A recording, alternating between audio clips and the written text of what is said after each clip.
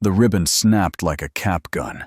Champagne misted across the glass, and a brass quartet held a shiny note over the brand-new infinity pool where my dune used to breathe. 2 minutes later, a deputy shouldered through the crowd, taped a court order to the lobby doors, and the sound in that place went from parade to library in one heartbeat. I didn't shout, I didn't gloat, I just watched them read the words. Operations paused, and remembered every morning I woke up thinking I was outnumbered. My name is Jack Mercer. I read coastlines, the way some folks read contracts, and my father taught me that water remembers what people forget, Dwan. Larkspur Key, a crescent of sand off Cape Amelia. I keep a tin roof cabin, a tide log, and a brass plaque with my wife Ellie's name bolted under the porch rail. When she died, I couldn't get near that rail for a while. Then I learned to sit there at dusk and listen crabs doing math in the marsh wind, practicing nothing to prove except care. The HOA across the channel decided the community deserved it. You know what I mean? The kind of sentence that smiles for cameras while it reaches into your pocket. Their president, Claudia Voss, met me once at a county meeting and tried the line, "Deeds can be corrected, like property was tone," and she had perfect pitch.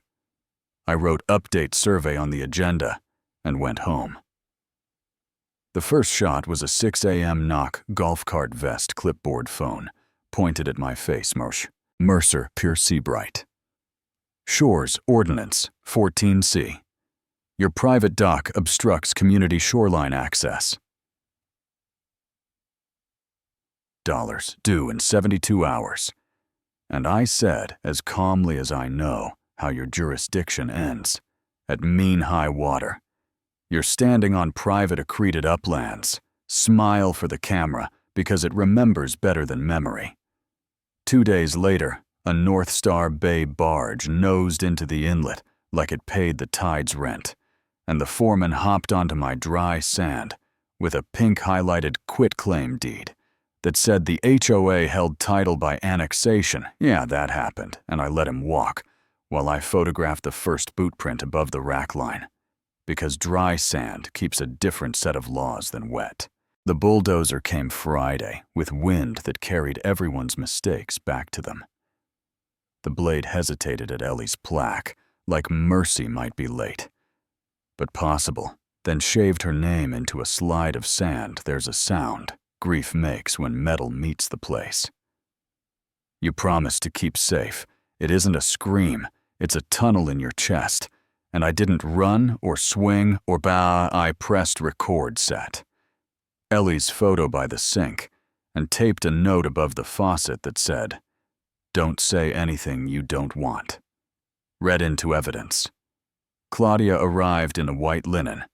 Cameras too bored, echoes the whole traveling sermon. We acted under counsel and recorded instruments the community deserves shoreline access. You can be part of that, or you can stand in front of it. She offered a license. With my wife's name slapped on a pier, like perfume on a bruise, I said, "Your problem isn't access." Voss, it's the tide. And the line, and she smiled a little smaller. We open in 60 days. Be reasonable, I intend to be, I told her. And judges like reasonable. Reasonable looked like dawn flights and quiet math. A drone in a slow figure 8. The camera tilted to catch yellow datum boards. I planted along the dune with last season's mean high water mark. I logged barge movements, tail numbers, hammer intervals on piles. 8 seconds between blows, later I could approximate depth. And I filed public records requests until my inbox looked like a trawl net. State pre-app notes, county plats, the HOA newsletter, calling me a recalcitrant holdout, which is board speak for. He read his deed. The harbor master texted berth logs with heads up about night offloads, and a county GIS analyst showed me metadata on an older aerial mosaic with a known seaward skew. The annexation map had been traced off that skew. It lied by inches that lived like feet.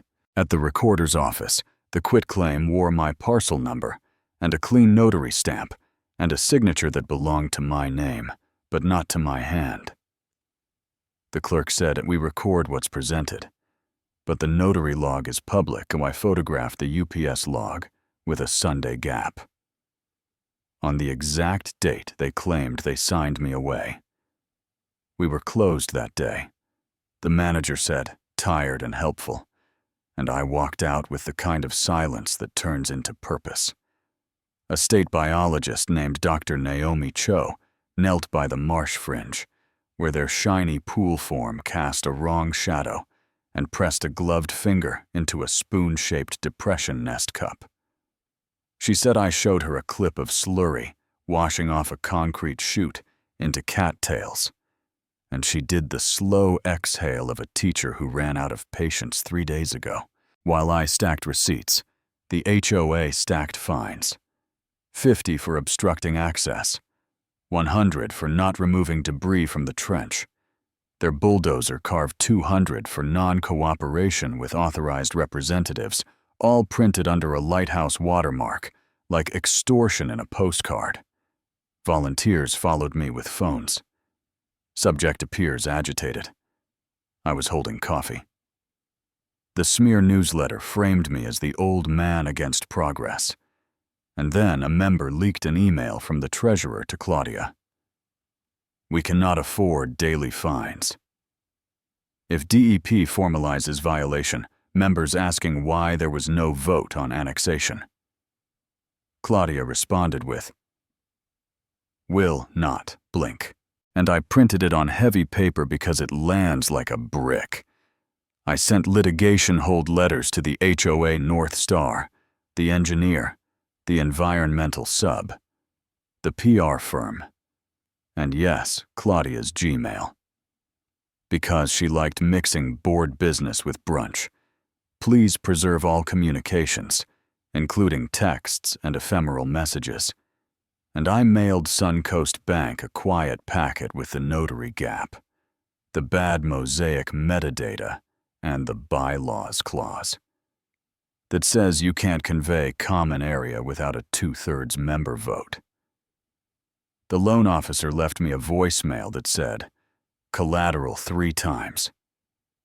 You don't need a translator for that." People ask why I waited instead of suing day one.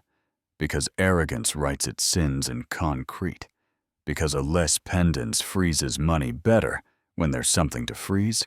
Because a judge deserves to see what I saw.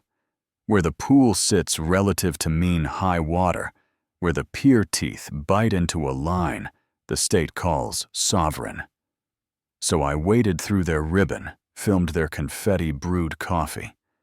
And at 8:01 a.m., Monday, I recorded the lis pendens filed quiet title and ejectment with damages and moved for a temporary restraining order. Court smells like floor wax and arithmetic. If you bring enough facts, the developer's lawyer sang public interest and sunk costs waved the annexation map like a saint's tooth. And I said, "You can't annex a lie and you can't vote away a deed. You never owned county." Surveyor Elena Park clicked a pointer and walked the judge along a proper retracement line. Surveying is arithmetic, not vibes, Utter. Cho held up nest photos and the residue nobody wanted to name. The forensic doc examiner showed kerning and embossing that didn't come from one honest press of a seal. The bank's lawyer said, almost nothing. Which is how banks pray. And the judge granted. The TRO operations. Paused, no occupancy. No new work on or below the line. Joint access for regulators and a court-appointed special master to retrace the shore escrow for amenity funds. Preservation orders with the word adverse that makes executives sweat referral of the quitclaim to the state attorney. And that's the sheet the deputy taped to the glass, while somebody in linen tried to smile for a camera that had finally remembered who it worked for. The bank froze the next draw. The insurer filed a reservation of rights. You could iron a shirt on the HOA called a town hall, and I sat front row while Claudia talked about vocal minorities and shared dreams. I stood and asked, "Did you hold the required member vote before conveying what you call common area?" The room went very honest, 4 beats of quiet. Then a contractor in a ball cap said, "Answer it." She didn't, and the tide of the room turned like water, finding the channel. It forgot it had. The special master, hat that never lied tripod that knew where it was, traced the true shoreline and put words on paper that even a PR firm can't sand down. The pool deck sits on my accreted uplands. Several pier pilings fall below, mean high water, and the judge converted the TRO to a preliminary injunction, kept jurisdiction tight, and set status dates like lighthouses. The HOA newsletter called it a temporary pause to ensure compliance comments were off before lunch, and I walked my own sand without generators. For the first time in weeks, found Ellie's plaque fragment in the spoil pile, wiped grit from her name, and set it on the rail where the light hits around 3. There's a card I could have played that day, a rider my father stapled to the closing packet saying any improvement erected for commercial purposes without consent becomes my fixture on demand. I recorded it because truth belongs in the chain, but I didn't invoke it, not then. Mercy isn't softness, when you could have taken everything and choose instead to take what fixes tomorrow. You know what I mean? Maybe the pool becomes rescue training. Maybe the villas closest to the marsh become research housing. Maybe the boardwalk they promised gets built where it will live with the wind instead of arguing with it. I'm not asking you to forgive a blade shaving a name into sand. I'm saying justice can be a clean demolition or a smarter conversion. Sometimes the better lesson is the one people walk on every day. That's my story, told as straight as I can tell it, with enough commas to carry the breath I needed to make it here. So tell me, where should a community's rules stop and a deed begin? Is there ever a greater good that justifies annexing private land? If a resort built on a lie can be converted into something honest, a public path, a lab, a place that teaches mean high water and humility, is mercy the wiser win, or does justice mean? Starting over with bare sand, have you seen a forged map? A cooked vote?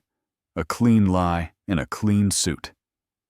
Drop your city and local time in the comments hit. Subscribe if this hit a nerve, and tell me the line you're holding and how you learned to hold it.